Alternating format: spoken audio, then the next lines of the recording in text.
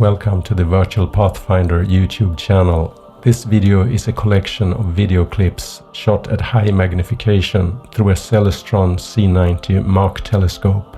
There are some overview images shot at lower magnification to illustrate the locations of the details. Those are not as sharp as the magnified images, so please have patience, the images at the end are much sharper.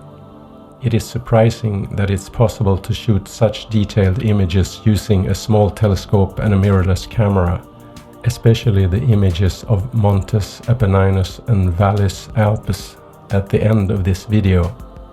The viewing conditions were very good and the smallest resolvable details in the images are about 3 kilometers in diameter.